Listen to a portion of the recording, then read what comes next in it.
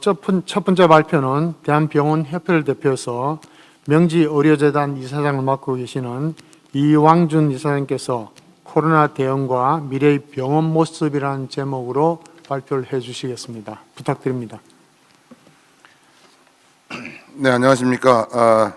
소개받은 이왕준입니다. 저는 대한병원협회 코로나19 비상대응위원회 실무단장을 맡고 있습니다. 제가 맡은 지금 주제는 코로나 대응과 이에 수반하는 미래의 병원 모습이 어떤 것인가를 같이 한번 생각해보는 시간이 되도록 하겠습니다. 전체적으로 지금 이 감염병의 위기 상황을 맞은 이후에 향후의 병원의 시스템 그리고 병원을 중심으로 한 의료 전달 체계에 굉장히 큰 변화가 수반되어야 되고 수반될 거라고 예상을 하고 있습니다.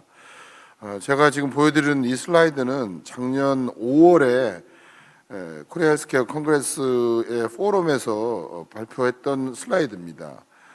그 당시에 벌써 이제 1년이라는 시간이 거의 다 가고 있는데 대구 사태를 이제 막 겪고 그 다음 앞으로도 다가올 감염병 2차, 3차 위기를 예상하면서 단기적으로 어떻게 우리가 감염병 의료 시스템을 만들어야 될 건가를 요약해서 5가지로 정리를 했는데 실질적으로 지금 1년이 지난 상황에서 여기 제기된 여러 가지 문제들이 그 사이에 얼마만큼 진전이 됐는지 사실상 얼마만큼 정비가 됐는지에 대해서는 한번 반성적으로 고찰해 볼 필요가 있다고 생각을 합니다.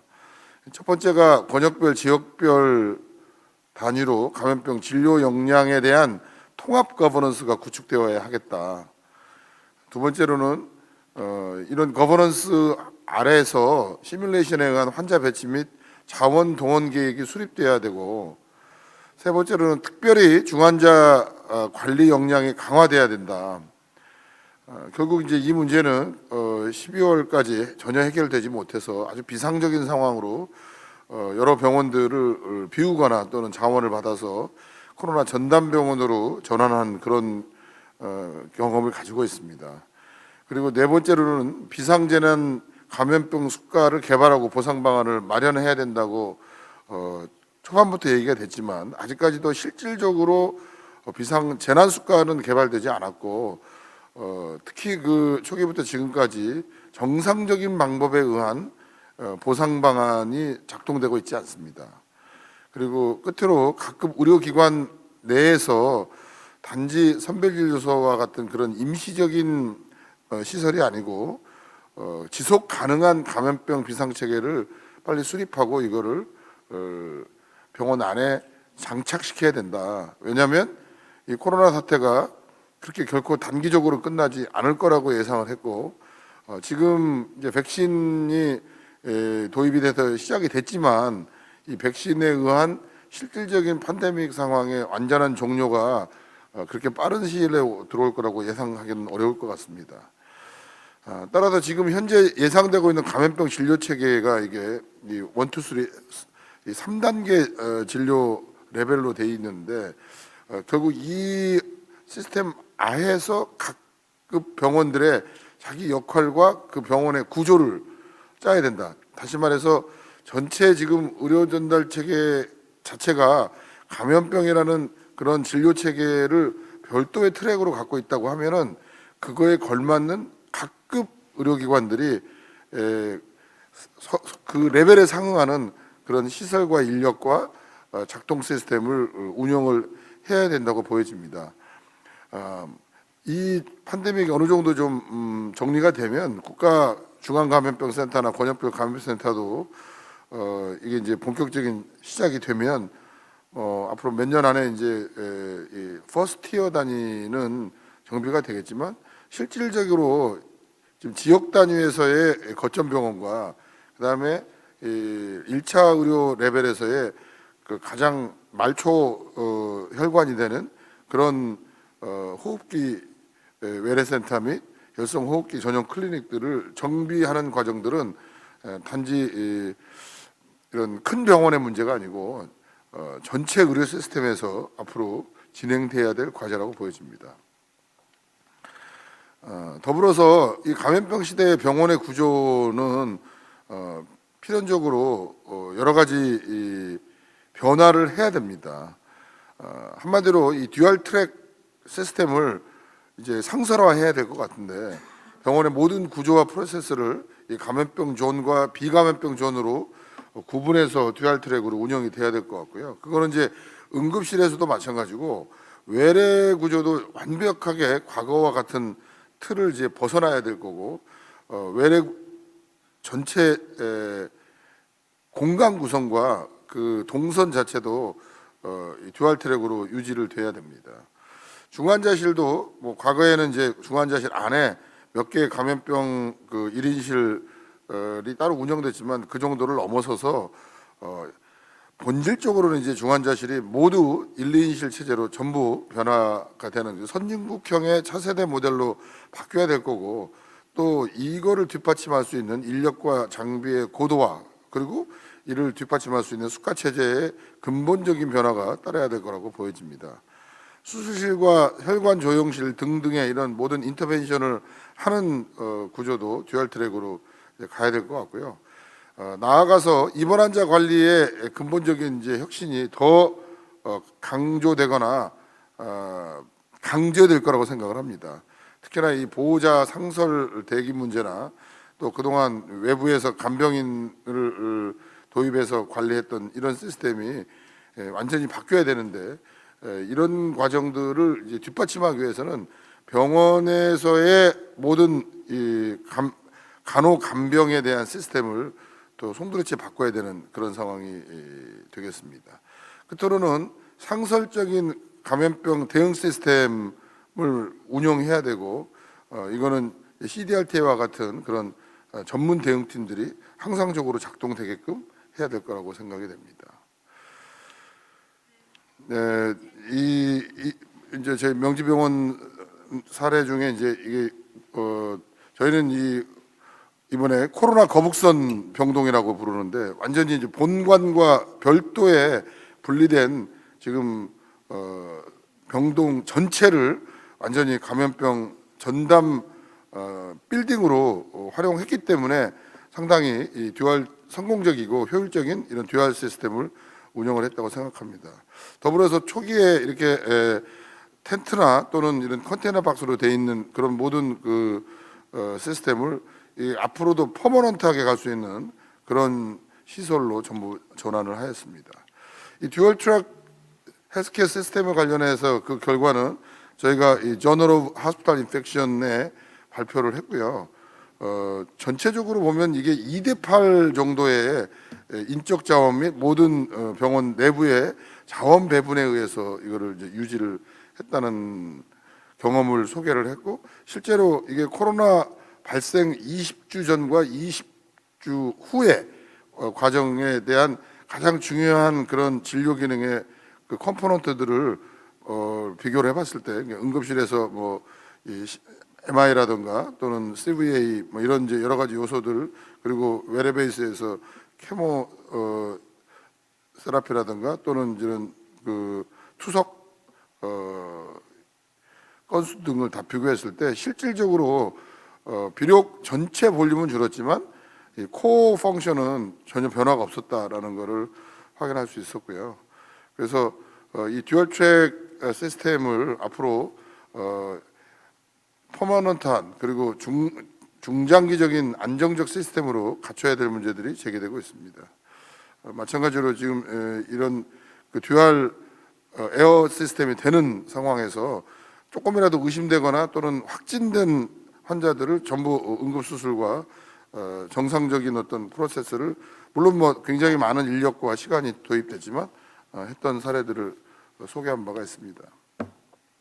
그러면 앞으로 이제는 과연 이 포스트 코로나 이후에 이 병원의 전체적인 이러한 구조와 기능이 바뀐 것과 더불어서 기본적인 틀과 패러다임이 어떻게 바뀔 거고, 그거에서 가장 중요한 핵심 개념이 무엇인가에 대한 얘기를 같이 논의해 보는 걸로 미래 병원의 모습을 같이 상상하는 하나의 화두를 만들어 보도록 하겠습니다. 코로나 이후에는 이 병원의 기능과 더 나아가서 운영 방식에 큰 변화가 있을 수밖에 없다고 보여집니다. 앞으로 우리나라의 외래 진료의 제일 이제 하나의 특징이 우리가 30분 대기 3분 진료라고 얘기해서 이게 굉장히 많은 환자들을 짧은 시간에 집중해서 외래 진료를 하고 또 그 과정들이 이제 계속 양적인 일종의 박리담회형의 진료 시스템이 그동안 유지되어 왔던 부분들이 병원의 관점에서 본다고 그러면 이제는 도저히 그걸 유지할 수 없고 나아가서 근본적으로 그 패러다임을 전환해야 되는 그런 상황에 놓였다고 생각을 합니다. 지금 병원을 그냥 이렇게 설계를 하거나 그 동선을 상상을 해보면 병원의 외래 공간은 마치 이런 터미널의 그 대합실에 준하는 말 그대로 꼭 열차나 공용버스를 타지 않고도 단지 지나가는 사람들조차도 다 와서 들렸다 갈 수 있는 그런 완전히 오픈된 공간이었지만 향후에는 이 외래 공간 자체도 이제는 걸러져서 가야 될 진료이자 의료 공간으로 돼야 되기 때문에 일반적인 퍼블릭 스페이스와 그다음에 진료 공간이 모두 이 컴파트먼탈라이제이션이 돼서 다 분리돼야 되고 또 그것이 그러면서도 서로 연결돼야 되는 말 그대로 병원 건축과 모든 공간 동선의 리디자인이 일어나야 되고 당연히 그거는 그거에 따른 인력과 프로세스의 변화들이 있을 거라고 생각이 됩니다. 그래서 결국 코로나 사태는 의료 시스템 전체를 획기적으로 바꿀 것이고 이걸 그냥 요약하면 그동안 많이 얘기되고 있는 이 4차 산업혁명의 여러 가지 기술적인 발전과 이 디지털 트랜스포메이션이 의료 분야에서도 헬스케어 분야에서도 가속화되고 전면화되는 계기를 만들 거라고 보여집니다. 그리고 이거를 이제 상징적으로 보여주는 개념이 이제 이 4P 메디슨인데요. 이 4P 메디슨은 Predictive Medicine, Preventive Medicine, Personalized Medicine, Participatory Medicine. 그러니까 예측 의료, 예방 의료, 그다음에 맞춤 의료, 참여 의료라고 얘기되는 요 4P 메디슨의 새로운 패러다임으로 급속하게 이동이 될 거라고 생각합니다. 여기에는 이 바이올로지컬 테크놀로지 차원에서 분자생물학이나 유전치학의 어떤 급속한 발전과 또 IT 분야에서 빅데이터나 AI 등등의 여러 가지의 그 기술 변화들이 같이 지금 헬스케어의 패러다임을 바꾸는데 기여하기 때문에 요 4P 메디슨의 지향을 반영할 수 있는 그런 의료 시스템과 병원 구조로 바뀌어 나가야만 경쟁력을 가질 거라고 보여집니다. 제가 요 4P 메디슨에 대한 자세한 내용은 그냥 개념적으로만 설명을 하고 넘어가도록 하겠습니다. 맞춤 의료, 예방 의료, 예측 의료, 참여 의료와 같은 거고요. 또 이제 여기와 더불어서 지금 굉장히 새로이 지금 제기되고 있는 가장 큰 이슈는 원격 의료 또는 언택트 진료 또는 이제 이게 결국 병원을 중심으로 또는 의사나 의료인이 진료를 제공하는 공간으로 환자들이 항상 이동해서 이 만남이 이루어지고 의료가 성립되는 그런 방식들이 근본적으로 바뀌는 그런 과정에 놓여 있다고 보여집니다. 결국 이거는 현재 병원이라는 공간에서 할 수 있는 이 어큐트 케어의 일정한 펑션을 앞 뒤로 확장하게 되고 결국 이거는 프라이머리 케어, 커뮤니티 케어, 그다음에 포스트 어큐트 케어, 나중에 이 상설적인 리모트 케어까지 그러니까 하나의 큰 바구니 안에 다 이렇게 담겨지는 그런 새로운 차원의 통합 의료 시스템으로 전환될 거라고 보여집니다.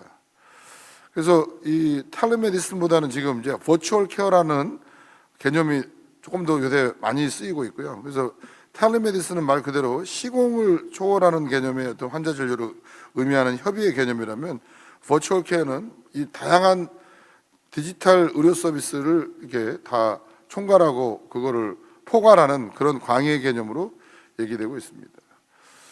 저희 병원에서도 작년 8월에 요 버추얼 케어 센터를 새로 이제 오픈을 했고, 이제 그것이 포괄하는 전체적인 이제 이 개념도가 되겠습니다.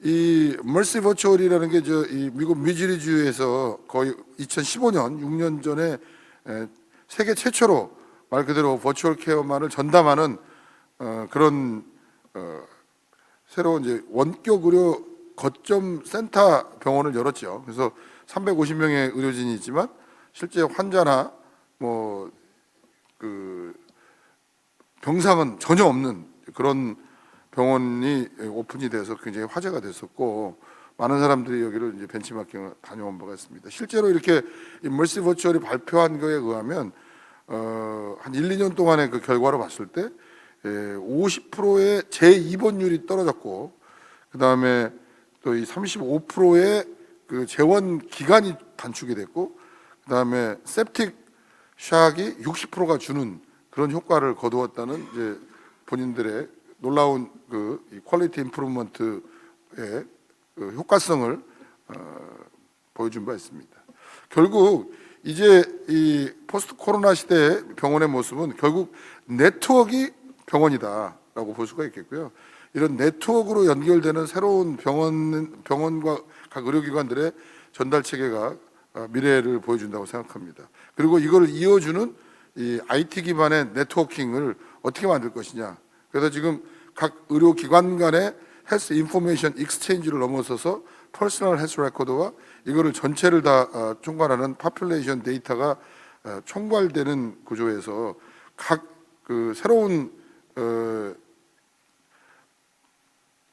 요소들이, 미래의 기술들이 집적이 됨으로 인해서 이 컨티뉴엄 오브 케어를 구현하는 게 결국 미래 의료의 어떤 지향이라고 볼 수 있을 것 같고, 결국 이런 새로운 패러다임에 맞는 또는 그게 적응하는 구조로 앞으로 병원의 모습들이 급속하게 이동할 거다라는 거를 끝으로 해서 제 발제를 마치도록 하겠습니다. 감사합니다. 네, 감사합니다. 우리 이광준 이사님께서 코로나 시대에 대응하기 위한 단기적 준비가 필요하다고 작년 5월에 제안을 했는데 잘 반영이 안 됐다.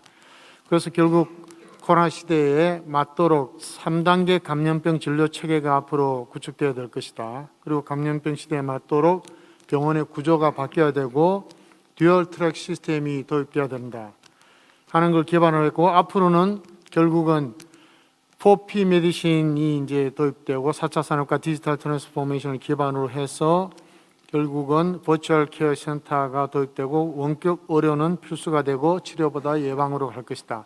아주 큰 주제를 짧은 시간에 화두를 많이 던져주신 것 같습니다. 앞으로 계속 그 논의 발전돼야 될 부분이라고 생각합니다.